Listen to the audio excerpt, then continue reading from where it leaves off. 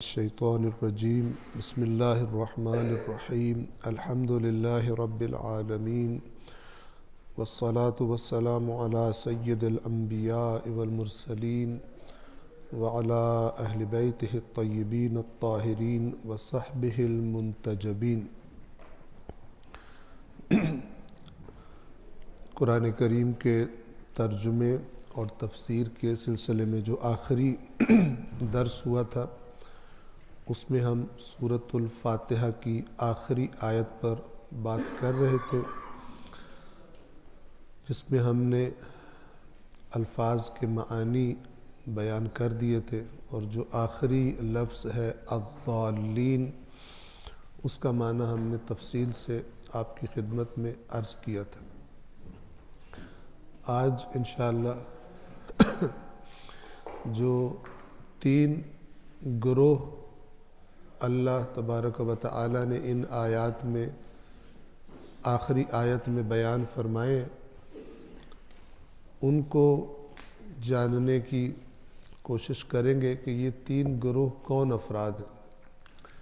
فرمایا صراط الذین انعمت علیہم، ان لوگوں کا راستہ کہ جن پر تو نے انعام کیا، جن کو تو نے نعمتیں عطا فرمائی۔ یہ کون لوگ ہیں اور نعمتوں سے کیا مراد ہے؟ اور اسی طرح جو برے لوگ تھے ان کے دو گروہ بنائے، غیر المغضوب علیہم، یہ جن کو تو نے انعام دیا ان کا راستہ دکھا، جو نہ ان میں سے تھے جن پر تیرا غضب ہوا اور نہ ہی ان میں سے تھے کہ جو راستے سے بھٹک گئے۔ تو سب سے پہلے الذین انعمت علیہم، وہ لوگ، ان کا راستہ ہمیں دکھا جن پر تو نے اپنا انعام کیا۔ توجہ فرمائیے، سورۃ الفاتحہ کی اہمیت ہم نے آپ کی خدمت میں عرض کی کہ اتنی اہم ہے انسان کی زندگی میں کہ اللہ نے 5 نمازوں میں سے، واجب 5 نمازوں میں سے ہر ایک نماز میں 2 مرتبہ اس سورہ کو پڑھنے کا حکم دیا۔ سورہ بھی مختصر ہے۔ جب کسی چیز کو مختصر کیا جاتا ہے، فرض کریں کوئی تفصیلی بات ہو اور اس کو مختصر کرنا ہو آپ کو، تو آپ کیا کریں گے کہ جیسے جیسے مختصر کرتے آئیں گے آپ کی نظروں میں جو چیزیں زیادہ اہم ہوں گی ان کو باقی رکھیں گے اس تحریر میں، اور جو چیزیں غیر اہم ہوں گی آپ کی نظروں میں ان کو آپ ہٹاتے آئیں گے، بیچ میں سے ترک کرتے آئیں گے۔ مختصر کرنا کسی چیز کو، یہ ہم سے کیا کہتا ہے کہ صرف اہم چیزیں رہ جائیں۔ مزید مختصر کرنا ہو تو پھر دوبارہ اس کو دیکھیں گے، اور پھر اسی فارمولہ سے ہم زیادہ اہم چیزوں کو رکھ لیں گے اور کم اہم چیزوں کو چھوڑ دیں گے، ریپیٹیشنز بیچ میں سے چھوڑ دیں گے، اور آخر کار ہمارے پاس صرف ایسی چیزیں رہ جائیں گی کہ جن کے علاوہ چارہ ہی کوئی نہیں۔ سورۃ الفاتحہ ایک مختصر سی سورہ ہے۔ اگر اس کے بعد والی سورہ کے مقابلے میں آپ دیکھیں سورۃ البقرہ، تو وہ ایک بہت ہی لمبی سورہ ہے۔ مختصر سورہ میں جو جو چیزیں آئی ہیں بہت زیادہ اہمیت کی حامل ہیں۔ تو آخری آیت میں جو اللہ تبارک و تعالی نے بات کی ہے، نتیجہ یہ نکلا کہ وہ بھی بہت زیادہ اہمیت رکھتی، اور اس کے بغیر جو ہدایت طلب کی جا رہی ہے وہ ہدایت مکمل نہیں ہو سکتی۔ ہدایت یعنی اللہ کی طرف سے رہنمائی۔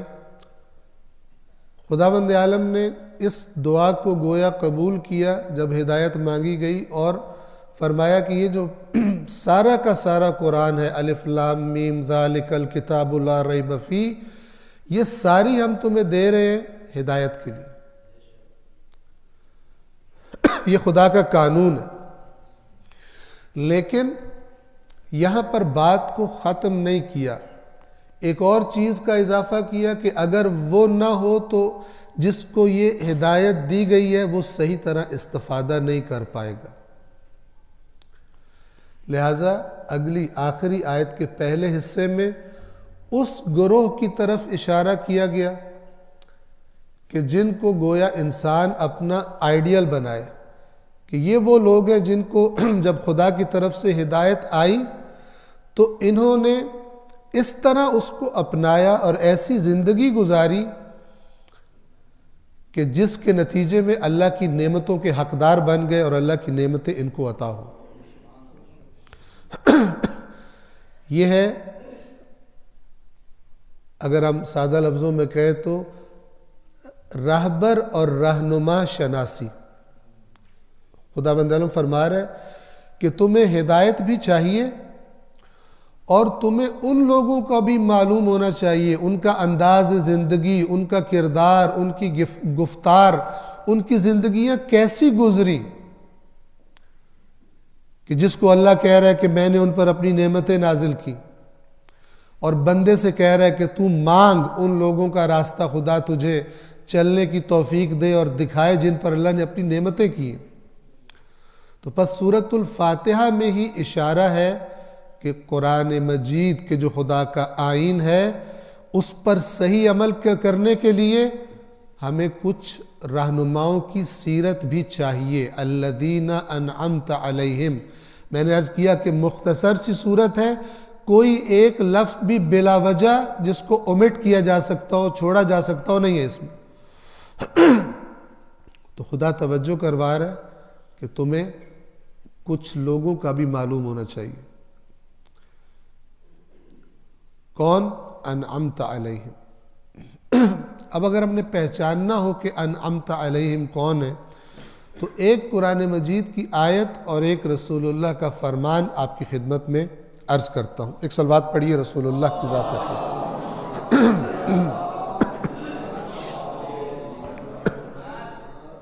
آیت کون سی ہے؟ سورۃ النساء کی آیت نمبر 69۔ اس میں خداوند عالم فرماتا ہے، دیکھیے انعمت علیہم کے ساتھ کون ہوں گے، اس گروپ میں کون ہے؟ فرمایا وَمَن يُطِعِ اللَّهَ وَالرَّسُولَ، خدا کی نعمت کو پانے کی شرط کیا ہے؟ فرمایا اور جس نے اطاعت کی اللہ کی اور رسول کی، بات مانی اللہ اور رسول کی، اطاعت کا معنی واضح ہے۔ فَأُولَئِكَ مَعَ الَّذِينَ أَنْعَمَ اللَّهُ عَلَيْهِمْ، تو وہی لوگ ان کے ہمراہ ہوں گے، یعنی روز قیامت ان کے ہمراہ ہوں گے۔ کن کے ہمراہ؟ الذین انعم اللہ علیہم، جن پر اللہ نے اپنا انعام کیا تھا۔ انعمتا، تو نے انعام کیا، سورۃ الفاتحہ میں۔ انعم اللہ، اللہ نے اپنا انعام کیا۔ یہاں پہ صرف وہ پرسن تبدیل ہو گیا، وہاں پہ خطاب تھا خدا سے، یہاں پہ اللہ بتا رہا ہے کہ جس نے اللہ اور اس کے رسول کی اطاعت کی تو وہی لوگ ساتھ ہوں گے ان کے جن پر اللہ نے اپنا انعام کیا۔ یہ اس کی گویا کہ تفسیر ہو رہی ہے آیت قرآن ہی کے ذریعے سے۔ وہ کون ہیں؟ 4 گروپس کے اللہ نے نام لیے۔ من النبیین، لیڈرز کون ہیں اس گروپ کے؟ انبیاء۔ والصدیقین، اور صدیقین، والشہداء، والصالحین۔ نبیین کا معنی واضح، اللہ کے نبی، اللہ کی طرف سے انسانوں کے لیے پیغام نجات لانے والے، خوشخبری دینے والے اور خبردار کرنے والے۔ صدیقین کون ہے؟ صدیقین صدق سے ہے، مبالغہ ہے اس میں، بہت زیادہ سچے، بہت بلند مرتبے کے سچے، جن کی گفتار میں بھی اور جن کے کردار میں بھی جھوٹ نہیں ہوتا، بالکل سچی بات کرتے ہیں۔ سر فہرست وہ لوگ ہیں کہ جب حق کا پیغام آتا ہے تو باقیوں سے بڑھ کر اسے سب سے پہلے قبول کر لیتے، سب سے پہلے اس کی تصدیق کرتے، تصدیق بھی صدق سے، کہتے ہیں یہ سچ ہے۔ تو انبیاء کی سب سے بڑھ کر تصدیق کرنے والے اور اپنے قول اور عمل میں ہمیشہ جو سچے، قول کا سچا ہونا معلوم ہے، توجہ فرمائیے، سچا قول کسے کہتے ہیں؟ کہ جس میں زبان اور دل آپس میں ہم آہنگ ہو، جو زبان سے کہہ رہا ہے دل میں بھی وہی بات ہو۔ ورنہ ہو سکتا ہے کہ دل میں سچی بات کا پتہ ہو لیکن جھوٹ بول کے اسے چھپا لے، یا دل سے نہیں مانتا، زبان سے جو بات کر رہا ہے وہ سچی ہے۔ مثلا قرآن کریم نے فرمایا کہ اے رسول اذا جاءک المنافقون قالوا نشہد انک لرسول اللہ، جب منافق آپ کے پاس آتے ہیں تو آ کر کہتے ہیں ہم گواہی دیتے ہیں کہ آپ اللہ کے رسول ہیں، واللہ یعلم انک لرسولہ، اور اللہ کو علم ہے کہ آپ خدا کے رسول ہیں، واللہ یشہد ان المنافقین لکاذبون، اور اللہ گواہی دے رہا ہے کہ منافق جھوٹ بول رہے ہیں۔ کوئی پوچھے کہ یہ تو کہہ رہے ہیں کہ ہم گواہی دے رہے ہیں کہ آپ اللہ کے رسول ہیں، لیکن کیونکہ ان کے دلوں میں یہ بات نہیں ہے، آپ کو رسول نہیں سمجھتے، صرف اوپر سے دھوکہ دینا چاہتے ہیں، تو اگرچہ بات سچی ہے لیکن خدا گواہی دے رہا ہے منافق جھوٹے۔ پس قول کا سچا ہونا کیا ہے؟ دل اور زبان ہم آہنگ، دل میں کچھ اور ہو اور زبان اس کے برعکس کچھ اور بول رہی ہو، اس کو نفاق کہا جاتا ہے، یہ صدیقین میں نہیں آئے گا۔ عمل کا سچا ہونا کیا مطلب ہے؟ عمل کا سچا ہونا کہ جس بات پر اعتقاد ہے اسی کے تقاضوں کے مطابق عمل بھی کرے، صحیح عمل بھی کرے۔ پس جس کا قول اور اس کا عمل آپس میں ہم آہنگ ہو۔ پہلے کیا تھا؟ دل اور زبان ہم آہنگ ہیں، اور اب دل اور زبان اور عمل یہ تینوں ہم آہنگ ہیں، اس کو کہیں گے صدیقین۔ یہ دوسرے ہو گئے شہداء، کہ جب انبیاء نے تحریک چلائی اور تصدیق کرنے والوں نے تصدیق کی اور پھر مصیبتیں آئیں، پھر مخالفین نے ہتھیار نکال لیے، پھر جنگ ہوئی، تو کچھ لوگوں نے اپنی جانیں قربان کر کے اس تحریک کی حفاظت کی، یہ شہداء ہیں۔ والصالحین، اور ان کی قربانیوں کے نتیجے میں جو معاشرہ وجود میں آیا اس میں کون رہتے تھے؟ صالحین، اعمال صالح انجام دینے والے۔ ایک ایسا معاشرہ کہ جو خدا کی مرضی کا معاشرہ ہے، ایک ایسا معاشرہ کہ جس کا رخ، جس کی ویلیوز، جس کی اقدار، جس کی حرکت اس منزل کی طرف ہے جس منزل کی طرف انسان کو اللہ لے کر جانا چاہتا ہے، انفرادی طور پر بھی اور معاشرہ اجتماعی طور پر بھی۔ یہ چار وہ گروپس ہیں کہ جن پر اللہ تبارک و تعالی نے اپنا انعام کیا ہے، نعمتیں نازل کی۔ تو خدا فرما رہے ان کے ساتھ جو شامل ہونا چاہتا ہے اس گروہ میں، ان چار کے ساتھ قیامت کے دن، اس کی شرط کیا ہے؟ جس نے اللہ اور رسول کی اطاعت کی۔ وَمَن يُطِعِ اللَّهَ وَالرَّسُولَ فَأُولَٰئِكَ مَعَ الَّذِينَ أَنْعَمَ اللَّهُ عَلَيْهِمْ مِنَ النَّبِيِّينَ وَالصِّدِّيقِينَ وَالشُّهَدَاءِ وَالصَّالِحِينَ وَحَسُنَ أُولَٰئِكَ رَفِيقًا۔ یہ حسنہ تعجب کا لفظ ہے، کتنے اچھے رفقا ہیں یہ، یعنی قیامت کے دن جب تم اس گروہ کو دیکھو گے، ان کی شان کو دیکھو گے، ان کی عزت و احترام کو دیکھو گے تو تمہیں اپنی طرف کھینچیں گے، اس قدر نعمتیں اللہ ان کو عطا فرمائے گا۔ یہ وہ آیت تھی جو آپ کی خدمت میں عرض کی۔ اب دیکھیے، صالحین ہوں، صدیقین ہوں، شہداء ہوں، حتیٰ کہ انبیاء میں درجات ہیں۔ تِلْكَ الرُّسُلُ فَضَّلْنَا بَعْضَهُمْ عَلَى بَعْضٍ، یہ ہمارے رسول ہیں، ان میں سے بعض کو ہم نے بعض پر فضیلت عطا کی۔ انبیاء کے بھی درجات ہیں، صدیقین کے بھی درجات ہیں، شہداء کے بھی درجات ہیں، اور صالحین کے بھی درجات ہیں۔ تو یہ جب میں کہتا ہوں سورۃ الفاتحہ میں صراط الذین انعمت علیہم، مجھے ان لوگوں کا راستہ دکھا جن پر تو نے اپنا انعام کیا، تو بہت سارے لوگ میرے سامنے آتے ہیں۔ آیا میں سب کو رہنما بنا سکتا ہوں؟ نہیں۔ فطرت انسان اور عقل انسان اسے کیا کہے گی کہ بہت سارے جو اچھے لوگ تیرے سامنے ہیں ان میں سے بہترین کو ڈھونڈ، ان میں سے بہترین کو تلاش کر کہ جنہوں نے اللہ کی ہدایت پر عمل کرنے میں یا بہت کم غلطیاں کی ہوں، یا اگر ایسے ہوں کہ جنہوں نے کوئی غلطی نہیں کی، ان کو تو اپنا رہنما اور رہبر قرار دے تاکہ تو بھی ان کو فالو کر کے بہترین طریقے سے اس راستے پر چل سکے اور اپنی زندگی گزار سکے۔ ایسا ہی ہوتا ہے نا، اگر ایک کلاس ہے جس میں سے آپ نے سب سے اچھے لائق بچے کو چننا ہے، کسی کمپٹیشن میں شرکت کروانی ہے، یا کسی اور کے سامنے پیش کرنا ہے کہ یہ ہمارے کلاس کا بہترین بچہ ہے، تو آپ دیکھیں گے سب سے ٹاپ پر کون ہے۔ تو اسی طرح الذین انعمت علیہم کے گروپ میں دیکھیں گے سب سے ٹاپ پر کون ہے، رسول اللہ، اور رسول اللہ کے بعد کون ہے؟ تو ہم رسول اللہ کی بتائی ہوئی حدیث ثقلین کی طرف کے جو شیعہ اہل سنت سب کے پاس موجود ہے، ہم اس کی طرف رجوع کریں گے تو ہمیں کچھ ایسی ہستیاں دکھائی دیں گی کہ جن کے بارے میں اللہ کے رسول نے فرمایا کہ میرے بعد تم ان کو کبھی قرآن سے جدا نہیں پاؤ گے۔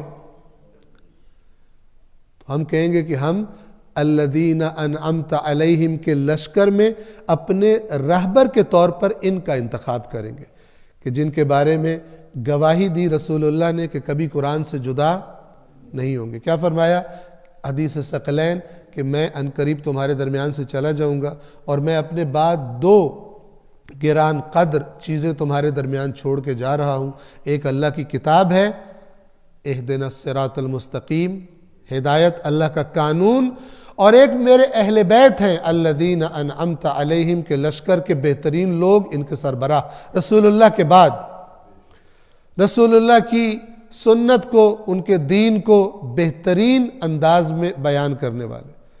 فرمایا کہ فَإِنَّهُمَا مَا إِن تَمَسَّكْتُمْ بِهِمَا لَن تَضِلُّوا بَعْدِي، جب تک تم نے ان دونوں کو مضبوطی سے تمسک کیا ان کے ساتھ کبھی گمراہ نہیں ہوگے میرے بعد۔ اور دوسرا نقطہ ارشاد فرمایا کہ فَإِنَّهُمَا لَن يَتَفَرَّقَا، یہ بھی یاد رکھنا کہ یہ دونوں کبھی ان کے درمیان افتراق، جدائی پیدا نہیں ہوگی، حتیٰ یرد علی الحوض، یہاں تک کہ حوض کوثر پر اکٹھے میرے پاس یہ دونوں آئیں گے۔ تو انعمت علیہم میں رہبروں کی طرف اشارہ کیا گیا کہ صرف ہدایت کی طرف توجہ نہ رکھنا، ان رہبروں کی بھی تمہیں ضرورت ہے کہ جو تمہیں اس راستے پر چلنا دکھائیں گے، ان کی سیرت تمہارے لیے مشعل راہ ہوگی۔ مختصر سورہ ہے، میں نے عرض کیا کہ اہم ترین باتوں کا تذکرہ کیا گیا۔ پس سورۃ النساء کی آیت نمبر 69 اور حدیث ثقلین ہم نے الذین انعمت علیہم کو بیان کرنے کے لیے آپ کی خدمت میں عرض کی۔ اب آ جائیے آگے، غیر المغضوب علیہم ولا الضالین، 2 لفظ اللہ نے استعمال کی، ایک وہ جن پر غضب ہوا اور دوسرے وہ جو راستے سے بھٹک گئے۔ ساری باتوں کو ذہن سے نکال کر آپ سے سوال کرتا ہوں، آپ کی نظروں میں یہ دونوں لفظ آپ کے سامنے ہیں، ایک کو اللہ کہہ رہا ہے اس پر میرا غضب ہوا، ایک کو کہہ رہا ہے یہ بھٹک گیا، آپ کا ذہن کیا کہتا ہے؟ دونوں میں سے بڑا مجرم کون ہے؟ کون لگ رہا ہے لفظوں کو دیکھ کر؟ جس کے بارے میں غضب کا کہا جا رہا ہے یا جس کے بارے میں بھٹکنے کا کہا جا رہا ہے؟ جی غضب والا۔ دیکھیے قرآن مجید میں ہمیں تدبر کا حکم دیا گیا، تدبر آیت کا معنی واضح کرتا ہے۔ ہمارے اس درس میں بھی جو ہمارا فوکس ہے وہ تدبر ہے، یعنی خود آیت کے الفاظ سے مراد کو سمجھنا۔ اس تدبر کے لیے اگرچہ ہم بعض اوقات روایات بیان کریں گے، لیکن اگر اس روایت کو آپ ہٹا بھی دیں، آپ آیت کو دیکھیں، تدبر آیت کا معنی آپ کو واضح کر کے بتا دیتا ہے۔ اس کے لیے تفسیر کے لیے روایات کی ضرورت ہے، تدبر کے لیے روایات کی ضرورت نہیں ہے، ورنہ اس کتاب کو کسی کو دیا نہیں جا سکتا کہ یہ کتاب ہے اس سے دین کو سمجھ، اور باقی کچھ بھی اس کو دینا پڑے گا۔ توجہ فرما رہے ہیں؟ بس تدبر یہ میں کوئی اپنے پاس سے نہیں کہہ رہا ہوں، توجہ فرما رہے ہیں؟ اللہ تبارک و تعالی نے منافقوں کو کہا ہے تدبر کرو۔ منافقوں نے جا کے رسول اللہ سے پوچھنا ہے کہ اس کی کیا مراد ہے؟ یہ قرآن ہے، اس میں غور کرو، سمجھیے گا۔ کچھ لوگ کہتے تھے افترا علی اللہ کذبا، یہ جو کہہ رہا ہے قرآن اللہ کی طرف سے نازل ہوتا ہے، اس نے اللہ پر جھوٹ گھڑا ہے۔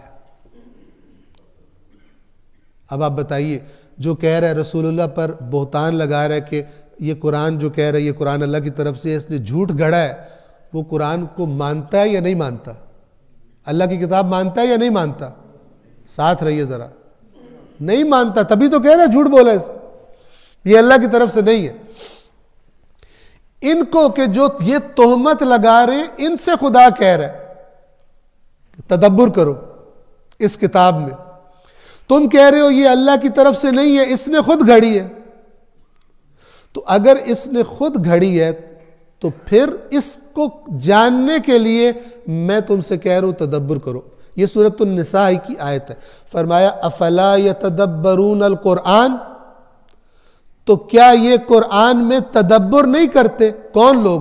اگلے حصے سے پتہ چل جائے گا کن سے کہا جا رہا ہے۔ وَلَوْ كَانَ مِنْ عِنْدِ غَيْرِ اللَّهِ، اگر یہ قرآن اللہ کے سوا کسی اور کے پاس سے آیا ہوتا لَوَجَدُوا فِيهِ اخْتِلَافًا كَثِيرًا، تو حتماً اس قرآن میں بہت سارا اختلاف ملتا ہے ان کو۔ کن کو؟ کہ جو کہہ رہے ہیں یہ اللہ کے پاس سے نہیں ہے بلکہ اس نے خود گھڑا ہے۔ یہ تو دعوت تدبر ہی اس کو دی جا رہی ہے جو منکر قرآن ہے، وہ تو رسول اللہ کو مانتا ہی نہیں ہے کہ ان سے وضاحت طلب کرے کہ آپ سمجھائیں۔ سمجھیے گا بات کو۔ ان کو، کفار کو چیلنج کر رہا ہے قرآن کہ تم اس میں تدبر کرو، اگر یہ کسی بشر کا کلام ہوگا تو تمہیں اس میں بہت سارا اختلاف ملے گا، اگر تمہیں اختلاف نہ ملے تو جان لینا یہ کسی بشر کا نہیں، خالق بشر کا کلام ہے۔ اس چیلنج کا ان کفار نے کوئی جواب نہیں دیا، نہ اس جیسی صورت بنا کے لا سکے۔ ابھی سورہ بقرہ میں آگے انشاءاللہ وہ آئے گا ان کنتم فی ریب مما نزلنا علی عبدنا، اگر تمہیں شک ہے اس بات پر جو ہم نے اپنے بندے پر نازل کی ہے، فَأْتُوا بِسُورَةٍ مِّن مِّثْلِهِ، اس جیسی ایک صورت بنا کے لے آؤ، وَادْعُوا شُهَدَاءَكُمْ، اور جتنے حاضرین میں موجود ہیں تمہارے مددگار، جتنے ملتے ہیں ان کو بھی بلا لو، اگر تم سچے ہو تو۔ نہیں کر سکو گے۔ بس تدبر قرآن مجید کے الفاظ کا معنی اور انسانی عقل یہ چاہیے تدبر کرنے کے لیے۔ تو اسی لیے میں نے آپ سے پوچھا کہ اگر آپ المغضوب علیہم کو دیکھیں اور الضالین کو اور کوئی چیز ذہن میں نہ لائیں، ان دونوں کے معنی پہ غور کریں، تو جیسا کہ آپ نے خود بھی فرمایا، کیا کہا آپ نے؟ آپ نے کہا کہ غضب والے زیادہ بڑے مجرم ہیں۔ اس لیے کہ آپ توجہ کریں کہ جس کو کہا جا رہا ہے اس پر غضب ہوا، وہ صراط مستقیم پر تھوڑی ہے، وہ بھی تو گمراہ ہے، لیکن ایک گمراہی سے اوپر کی ڈگری کا لفظ اس کو دیا جا رہا ہے، اس کو پکارا جا رہا ہے، المغضوب علیہم، اور دوسرے وہ بھی راستے سے بھٹکے ہوئے۔ پس پہلا فرق کیا ہے کہ یہ بڑے مجرم ہیں اور وہ چھوٹے مجرم ہیں۔ اسی وجہ سے ہماری روایات میں یہ بتایا گیا المغضوب علیہم سے مراد یہودی ہیں، الضالین سے مراد مسیحی ہیں، اس لیے کہ خود قرآن میں سورۃ المائدہ میں اللہ تبارک و تعالیٰ نے ان دونوں کا فرق بیان فرمایا ہے اور کہا ہے کہ ان اہل کتاب میں سے آپ مومنوں کے بڑے دشمن یہودیوں کو پائیں گے، اور وہ جو مسیحی ہیں وہ اتنے بڑے دشمن نہیں ہیں، وہ کم لیول پر ہے۔ فرق جو یہودیوں نے مخالفت کی رسول اللہ کی، مسیحیوں نے وہ مخالفت رسول اللہ کی نہیں کی۔ آپ کو مباہلہ ملتا ہے لیکن مباہلہ کرنے سے انکار کر دی، سفر کر کے آئے تھے، مناظرہ کرنے آئے تھے، لیکن مباہلے سے انکار کر دیا۔ لیکن یہودی کے جو ہر وقت مدینہ میں موجود تھے، انہوں نے رسول اللہ کو تنگ کرنا اور ستانا اور بہتان تراشی اور بہانہ تراشی، انہوں نے آخر تک نہیں چھوڑی سوائے ایک قلیل تعداد کے کہ جو حضرت موسیٰ پر بھی سچا ایمان رکھتے تھے اور نیک تھے، اور وہی سبب بنا کہ رسول اللہ پر بھی ایمان لے آئے، ہٹ دھرمی کا مظاہرہ نہیں کیا۔ آج کے معاشرے میں اگر ہم نے سمجھنا ہو کون ہے المغضوب علیہم اور الضالین، تو ہمیں انبیاء کے زمانے کے معاشرے کو دیکھنا پڑے گا، اور اس کے بعد ائمہ کے زمانے کے معاشرے کو دیکھنا پڑے گا۔ دیکھیے ہمیشہ یہ دو گروپس ہوتے ہیں، ایک ہوتا ہے بڑے لیڈرز کا گروپ، اور ایک ہوتا ہے اس عوام کا گروپ کہ جو ان بڑے لیڈرز کے پروپیگنڈے کی زد میں آ کر صحیح رہنما چننے کی جگہ ان غلط لوگوں کو اپنا رہنما بنا لیتے۔ المغضوب علیہم کون ہے؟ جو دیدہ دانستہ جب دیکھتے ہیں کہ نبی آیا ہے اللہ کی طرف سے، اس کے پیغام کو سمجھ لیتے ہیں، لیکن وہ خود کیونکہ صاحبان اقتدار تھے معاشرے کے۔ قرآن کریم نے اشارہ کیا، سارے قرآن میں ان کا تذکرہ آئے گا، ان دونوں گروپس کا۔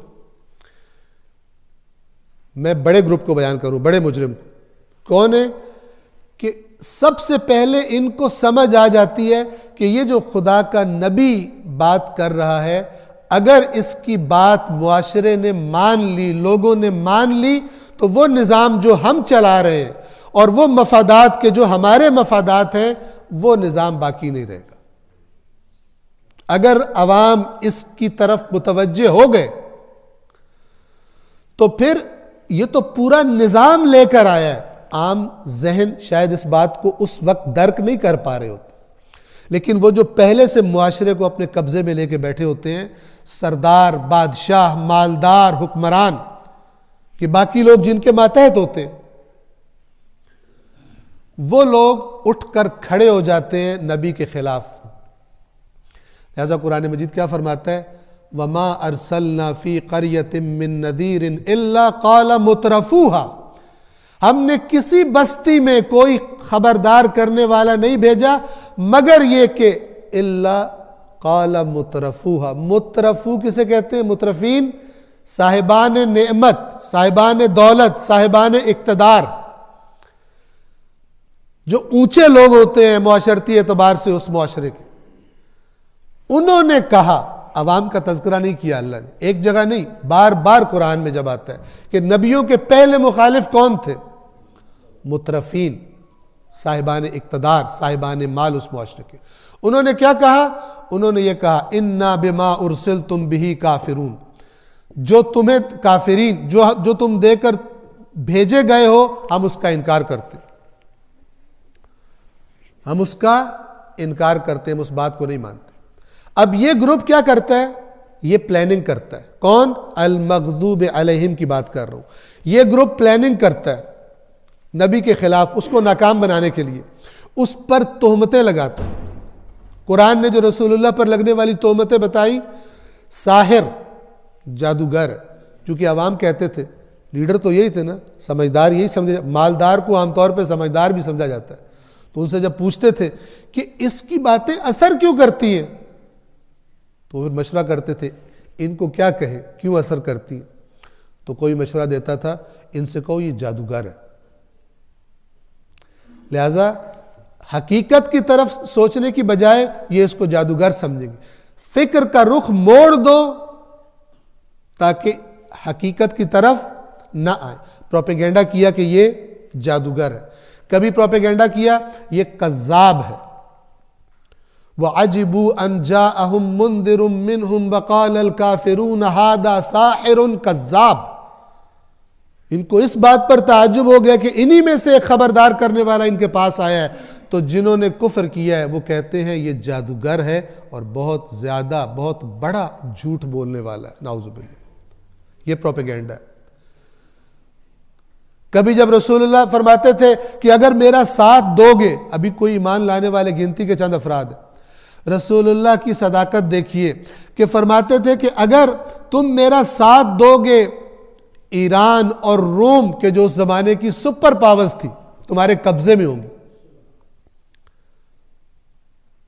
آج اگر کوئی کہے میرا ساتھ دو گے تو مثلا مثلا یورپ، رشیا، امریکہ یہ تمہارے قبضے میں آ جائیں گے، تو لوگ کہیں گے تیرا دماغ خراب ہے۔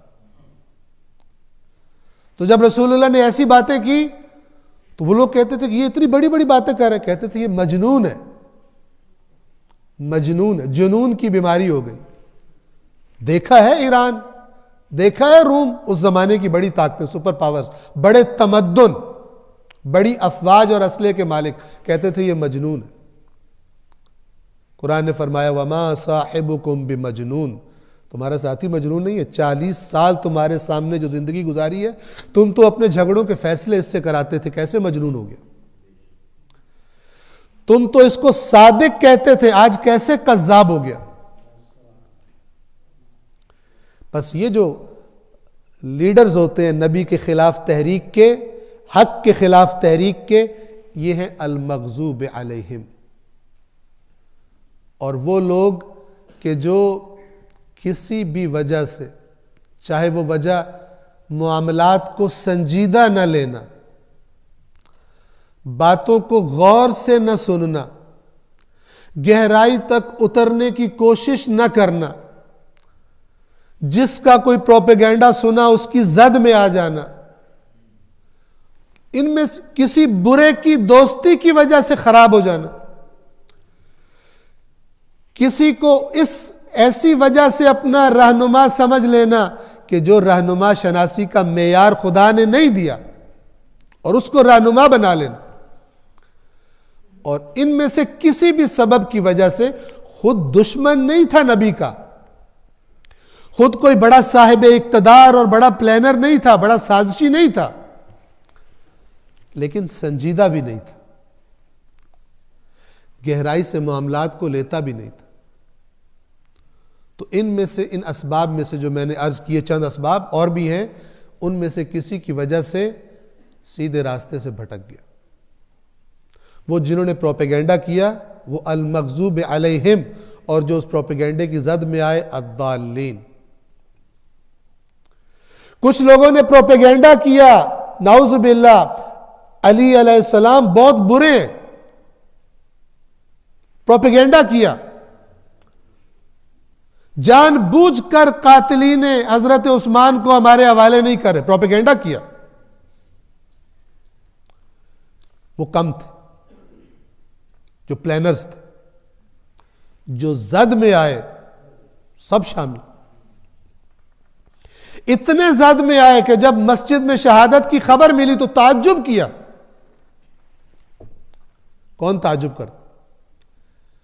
آپ فرض کریں آپ کے ساتھیوں میں سے کوئی ایسا ساتھی ہو کہ جو کبھی نماز نہ پڑھتا ہو، مسجد کے نام سے بدکتا ہو، بے دین ہو،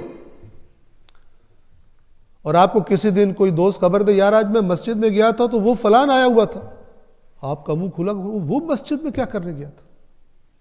یہ کب بولتا ہے انسان؟ جب اس کا دماغ قبول ہی نہ کرے جو شخصیت اس کے ذہن میں ہے بندے کی کہ یہ یہاں پر مسجد میں آئے گا۔ شامیوں نے کہا علی اور مسجد، الضالین۔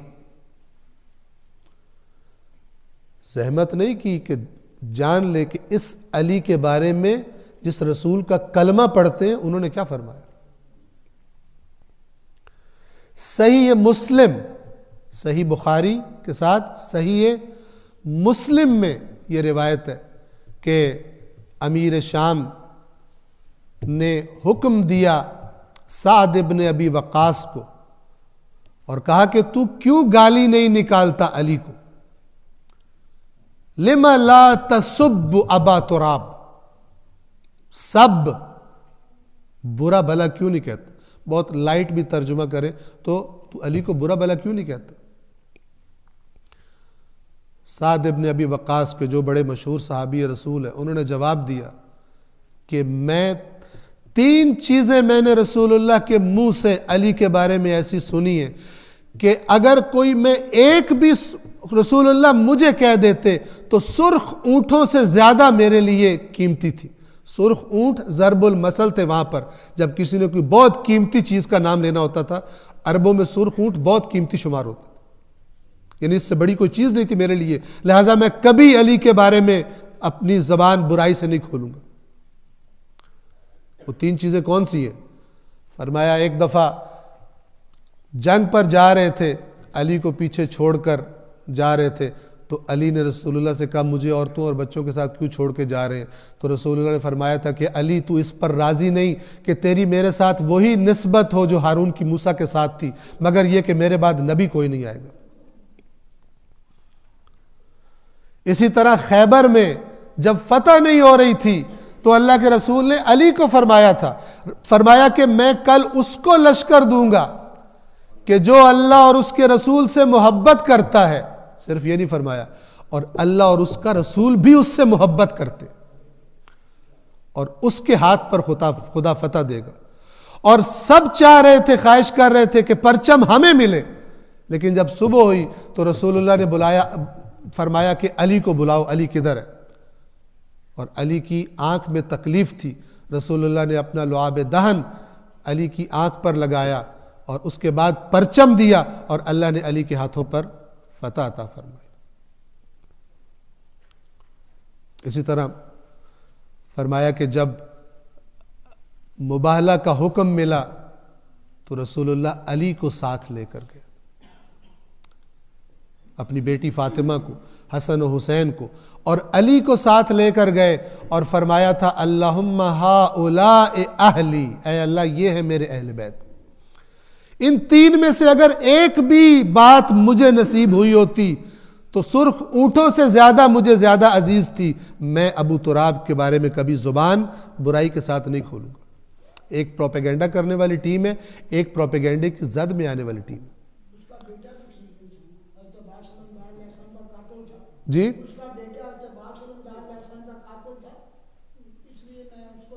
عمر ابن سعد کی بات کر رہے ہیں، جی عمر ابن سعد جو سالار لشکر کربلا میں اسی سعد ابن ابی وقاص کا بیٹا ہے، بد نصیب ہے، اور انہوں نے بھی دیکھ کے چنا تھا کہ اس کے اندر دنیا کے جراثیم زیادہ ہیں، یہ اس بات پر راضی ہو جائے گا۔ صلوات پڑھیے محمد وعلی محمد۔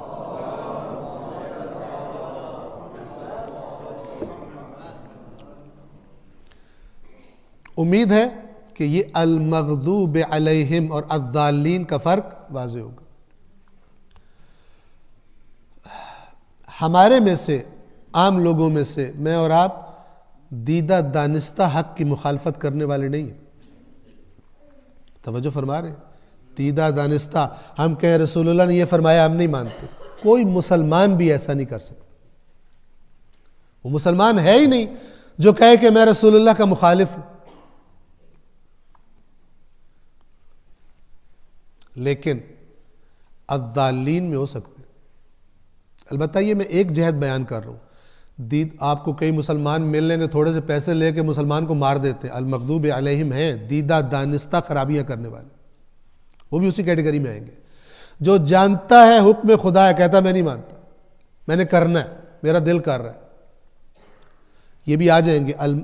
دیدہ دانستہ خرابیاں کرنے والے، لوگوں کے حقوق مثلا قومی خزانے کو لوٹنے والے، المغضوب علیہم کی کیٹیگری میں آئیں گے، کہ جن کی وجہ سے آج مثلا بار بار اقتدار میں آتے رہے، اور آج پاکستان کی یہ حالت ہو گئی ہے کہ اکانومی کی کیا حالت ہے آپ کو پتہ ہے، ان چوروں کی وجہ سے، ڈاکوؤں کی وجہ سے۔ لیکن ملت الضالین ہے، انہی کے پروپیگنڈے کی زد میں آ کے پھر انہی کو ووٹ دیتے۔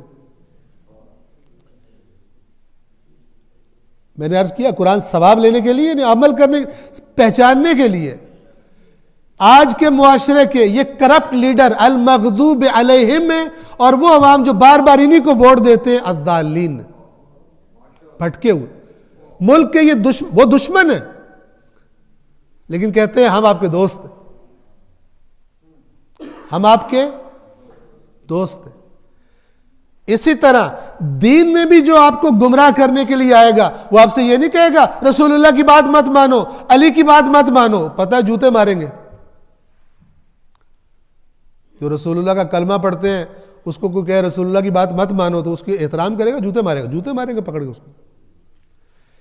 اسی طرح جو علی کا شیعہ ہے اس کو کوئی آگے کہے علی کی بات نہیں ماننی، دوسری بات نہیں کرنے دیں گے۔ ویسے بھی ہم تبرہ ایکسپرٹ ہیں، اسی وقت اس پہ تبرہ کر دیں گے۔ توجہ فرما رہے ہیں؟ تو پھر کیا کرنا چاہیے اگر کوئی رسول اللہ کے حقیقی دین سے دور کرنا چاہتا ہے؟ اگر کوئی مولا علی کی حقیقی شخصیت سے دور کرنا چاہتا ہے، اسے کیا کرنا چاہیے؟ علی کا مخالف بن کر آئے یا علی کا ماننے والے کا لباس پہن کر آئے؟ ماننے والے کا لباس پہن کر آئے. تو جس کی بنیاد مضبوط نہیں ہے، جس نے دین کے معاملے کو سنجیدہ نہیں دیکھا، جس نے حق کو باطل کو صحیح طرح پہچانا نہیں ہے، اور اس کی بیسٹ جگہ میں عرض کرتا ہوں اللہ کی کتاب ہے، جس کے بارے میں کہتے ہیں کہ سمجھ ہی نہیں آتا، تدبر سے سمجھ آتا ہے. میں آپ سب سے ریکویسٹ کرتا ہوں اپنے بچوں کو عادت ڈالیں، 1 2 آیات 3 آیات لے کے بیٹھ جائیں، بچے سے کو اس کا ٹرانسلیشن پڑھو، پھر مجھے ایکسپلین کرو کیا کہا ہوا. لیکن اس سے پہلے تاکہ شرمندہ نہ ہونا پڑے خود چیک کر لیں، ٹھیک ہے نا؟ کسی عالم سے پوچھ لیں. اگر فرض کریں آپ کو جو سمجھ، پہلے خود ٹرائی کریں، اپنے دماغ کو عادت ڈالیں، انس پیدا کریں آیات قرآن سے، ہو جائے گا. ٹرائی کریں. اگر خدا کفار سے کہہ رہے اس میں تدبر کرو تمہیں اختلاف نہیں ملے گا، یہ اختلاف نہ ملنے کے نتیجے پہ کب پہنچیں گے؟ سمجھ آئے گی تو پتہ چلے گا. جس کو سمجھ نہیں آ رہی وہ کہے گا مجھے سمجھ نہیں آتی، مجھے کیا پتہ اختلاف ہے یا نہیں ہے. سمجھ آئے گا تو کہیں گے ہاں ہم نے سمجھا ہے اس میں اختلاف نہیں ہے. توجہ فرما رہے؟ اسی لیے خدا نے فرمایا ہے جو قرآن میں تدبر نہیں کرتا اس کے دل پہ قفل ہے، لاک لگا ہوا ہے. افلا یتدبرون القرآن ام علی قلوب اقفالها، کیا یہ قرآن میں غور و فکر نہیں کرتے یا ان کے دلوں پہ تالے پڑے ہوئے؟ یہ غضب ہے خدا کا، یہ ناپسندیدگی کا اظہار ہے خدا کا ان کے بارے میں جو قرآن میں تدبر نہیں کرتے. تدبر کے لیے آپ کو معنی آنا چاہیے. عربی آتی ہو بہت اچھا ہے، عربی نہیں آتی اردو تو آتی ہے. بہت سارے لوگوں نے زحمتیں کی ہیں، ترجمے کیے، آپ ترجمہ پڑھیے. آپ بہت زیادہ پڑھے لکھے ہیں، اردو سے سٹینڈرڈ اوپر ہے آپ کا، انگلش میں پڑھ لیں. تدبر کریں. ایک کی جگہ 2 ترجمے سامنے رکھ لیں، 2 کی جگہ 3 رکھ لیں، 4 رکھ لیں. یہاں پہ 4 مسلک پاکستان میں مین ہے، چاروں کے رکھ لیں. ایک شیعہ ترجمہ رکھ لیں، ایک اہل حدیث کا رکھ لیں، ایک بریلویوں کا رکھ لیں، ایک دیوبندیوں کا رکھ لیں. رکھ کے کمپیئر کریں. دنیاوی معاملات میں بھی تو مثلا چند چیزوں کو لے کے آپ پرکھ لیتے ہیں نا کہ ان میں سے بیسٹ کون سی ہے. بچے کو داخل کرنا ہے لاہور میں، یہ سکولز ہے، بیسٹ کون سا ہے پوچھتے ہیں، سوال کرتے ہیں، تو ادھر بھی بیسٹ کو دیکھ لیں، پرکھیں. اس تدبر کے نتیجے میں مولا فرماتے ہیں کہ قرآن ایسا نصیحت کرنے والا ہے جو کبھی دھوکہ نہیں دیتا.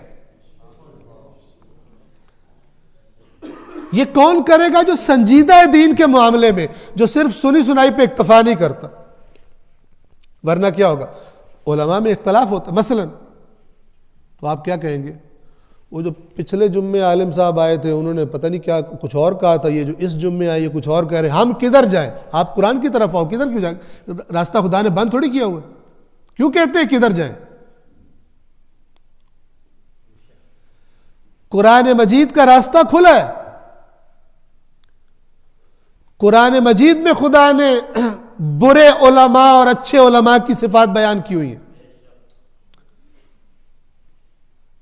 جب اس ماحول سے آپ مانوس ہوں گے آپ کو پتہ چل جائے گا کس کی باتیں زیادہ ملتی ہیں ادھر، کس کی باتیں نہیں ملتی ادھر سے. ان کی سملیرٹی نہیں ہے، قرب نہیں ہے باتوں کا. آپ احتیاط کریں. لیکن اگر آپ کا اپنی کوئی بنیاد نہیں ہے تو کیا کریں گے؟ یہ کہیں گے کوئی کچھ کہتا ہے، کوئی کچھ کہتا ہے، ہم کدھر جائیں؟ کنفیوز رہیں گے. راستہ قرآن ہے. چونکہ امت قرآن نہیں پڑھتی، چونکہ اکثریت ہماری مکتب اہل بیت والوں کی بھی قرآن نہیں پڑھتے، مسائل نہیں حل ہو سکتے، نہ مکتب کے نہ اسلام کے، جب تک کہ اس معاشرے کو اس قرآن کو قائم نہ کیا جائے، مضبوطی کے ساتھ واپس نہ لائے جائے زندگیوں میں، مسائل حل نہیں ہو سکتے. کون کریں گے ایسا؟ جن کو پتہ تو ہوگا یہ ہے کیا. بس میں نے آپ کی خدمت میں عرض کیا الذین انعمت علیہم کا معنی بھی، اور المغضوب علیہم کا معنی بھی، اور الضالین کا معنی بھی۔ اب اس کے بعد ہم جب قرآن پڑھیں گے تو اس قرآن میں یہ تینوں طبقات ہمیں مل جائیں گے۔ جن پر اللہ نے انعام کیا وہ بھی ملیں گے، ان کی زندگیاں کیسی تھی، ان کی باتیں کیسی تھی، اور پھر جب ان کی مخالفتیں ہوتی تھی وہ کیسی باتیں کرتے تھے، کیسے دھوکے دیتے تھے۔ دین فروش، دین کے لبادے میں دین بتانے والے لوگ جو اصل میں دین فروش تھے وہ کیسی باتیں کرتے تھے، ان کی باتوں کے نتیجے میں کیسے عقائد وجود میں آتے تھے، اللہ کی کتاب میں بتایا گیا، گزشتہ اقوام کی مثالیں دے کر بتایا گیا۔ جب انسان دیکھے گا کہ انعمت علیہم کون ہے، المغضوب علیہم کون ہے، الضالین ان پروپیگنڈا کرنے والوں کے پروپیگنڈوں کی زد میں آنے والے، جس کو سمجھ ہی کوئی نہیں آتی، میں کدھر جاؤں، جیسے اللہ نے اس کے لیے راستہ رکھا ہی نہیں ہے، میں کدھر جاؤں کہتا ہے۔ جس نے حق کو قریب سے دیکھا خداوند عالم اس کے پاس اس کا عذر بھی قیامت کے دن قبول کر لے گا۔ کہ خود آپ توجہ کیجئے، میں دو باتیں کر رہا ہوں، بتائیے کون سی آپ سمجھتے ہیں بہتر ہے جس کو خدا قبول کر لے گا قیامت کے دن؟ ایک بندہ کہے کہ یا اللہ میں نے تیری کتاب پڑھی ایمانداری سے اور تو میرے دل کا حال جانتا ہے، میں نے ایمانداری سے تیری کتاب کو پڑھا اور اس وجہ سے جہاں پہنچا ہوں، اور دوسرا آ کر کہے کہ میں نے تیری کتاب نہیں پڑھی، میں نے تو سنا تھا فلان سے، فلان بھی یہ کہتا تھا، فلان بھی یہ کہتا تھا، میں نے سنا تھا، اس وجہ سے میں گڑبڑ ہو گیا۔ کس کی ایکسکیوز اللہ قبول کر لے گا؟ جی پہلے والے کی۔ لیکن پہلے والی ایکسکیوز ہوگی کس کے پاس؟ یاد رکھیے قرآن مجید ہی نے بتایا ہے کہ رسول اللہ کہیں گے جب اپنی آئیں گے نا کہ ہمیں ہماری شفاعت ہو، یا مثلاً اپنی بخشش کی ایکسکیوزز لے کر آئیں گے، رسول اللہ کہیں گے یہ میری جو امت آئی کھڑی ہے اس نے قرآن چھوڑ دیا تھا۔ قرآن کے لفظ کہ یا اللہ یہ میری قوم انہوں نے قرآن کو ترک کر دیا تھا، اور اس آیت کے لفظ ہے اتخذوا، اس پر جم گئے تھے۔ اتخاذ اخذ سے، پکڑنے سے، اتخاذ جس پر پھر بندہ جسے کہتے ہیں نا اس کو طے کر لے کہ بس یہ کام کرنا۔ ان کی زندگیاں ایسی گزری ہیں کہ گویا انہوں نے طے کر لیا تھا ہر طرف سے دین لیں گے، نہیں لیں گے تو قرآن سے نہیں لیں گے۔ یا رب ان قوم اتخذوا هذا القرآن مہجورا، اے میرے رب میری قوم نے قرآن چھوڑ دیا تھا۔ قرآن اگر پڑھتے بھی تھے تو اپنے ذہن میں جو پہلے سے بات گھسی ہوئی ہے اس سے ٹکراتی تھی تو فوراً جاتے تھے جس کو پیر بنایا ہوا ہے کہ پیر صاحب آپ بتائیں کہ ہم نے، یہ پیر سے مراد کچھ بھی جو بھی رہنما بنایا اپنے دینی جس کی بات خلاف قرآن ہے کہ قرآن میں یہ لکھا ہے آپ تو یہ کہتے ہیں، اس نے آگے سے دھمکی دی کہ تو ہے قرآن پڑھنے اور سمجھنے والا، میں نے تو 50 سال لگا دیے تب مجھے قرآن سمجھ آتا ہے اور تجھے کہاں سمجھ آیا؟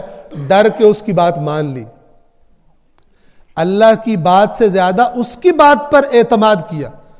ایسا نہ کیجئے، اس سے دلیل مانگے کہ یہ تو یہ واضح لکھا ہے کہ یہ بات ہے، آپ کیوں کہہ رہے؟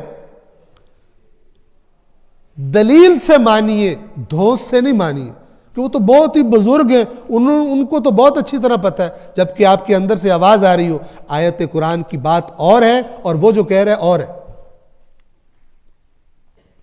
اگر واضح آیت قرآن کی بات کو آپ کہیں گے وہ تو بزرگ ہیں ان کی بات ماننی ہے، تو اللہ نے ایسا کرنے والوں کو کہا ہے کہ انہوں نے اپنے علماء کو اپنا رب بنا لیا تھا، اس لیے کہ بات رب کی ماننی ہوتی ہے، رب کے مقابلے میں کسی کی بات نہیں ماننی۔ اتخذوا احبارهم ورهبانهم اربابا من دون اللہ، انہوں نے اپنے احبار، یہودی علماء کو احبار کہتے ہیں، رہبان مسیحی علماء کو کہتے ہیں، انہوں نے اپنے علماء کو اپنا رب بنا لیا تھا۔ رب وہ ہستی ہے جس کی بات جب آ جائے تو چون و چرا نہیں کرنی ہوتی، رب کی بات سے ٹکراتی ہوئی بات لگے تو پھر دلیل مانگنی چاہیے کہ یہ کیوں کہا خدا نے اگر آپ کی بات صحیح ہے تو۔ لیکن یہ وہی کرتا ہے اور کر سکتا ہے کہ جو اللہ کی کتاب کے ساتھ اپنا رابطہ گہرا کرتا ہے، مزاج پروردگار سے جو آشنا ہوتا ہے، تدبر قرآن کے ذریعے سے۔ اور پھر عرض کر رہا ہوں، اور یہ میں نہیں کہہ رہا، یہ علماء کرام نے بیان کیا۔ ابھی 2 دن پہلے رہبر معظم آیت اللہ خامنائی کی میں ایک کتاب پڑھ رہا تھا، ان کے بیانات کا مجموعہ جو انہوں نے قرآن کے تدبر کے بارے میں کہے ہوں، اس میں انہوں نے واضح کہا ہے کہ یہ جو روایات ہیں یہ چاہیے تفسیر کے لیے، آیت کو سمجھنے کے لیے تدبر ہے، اس کی مراد کو سمجھنے کے لیے۔ تفسیر اگلے لوازمات اور احکامات اور وہ الگ چیزیں، لیکن خود قرآن، ورنہ اللہ ان آیات کو آیات بینات نہیں کہتا۔ بینات کا مطلب ہوتا ہے واضح۔ لہٰذا ہم ادھر ادھر کی باتوں کو چھوڑ کر خدا توفیق دے کہ اللہ اپنے مولانا کی بات سے زیادہ اللہ کی بات پر اعتماد کرنے کی اللہ ہم سب کو توفیق عطا فرمائے۔ خداوند عالم کے فضل و کرم سے جو ہمارے بس میں تھا، جو توفیق تھی، اس کے مطابق ہم نے سورۃ الفاتحہ آپ کی خدمت میں عرض کی۔ انشاءاللہ اگلے ہفتے خدا نے زندگی دی اور توفیق دی تو ہم سورۃ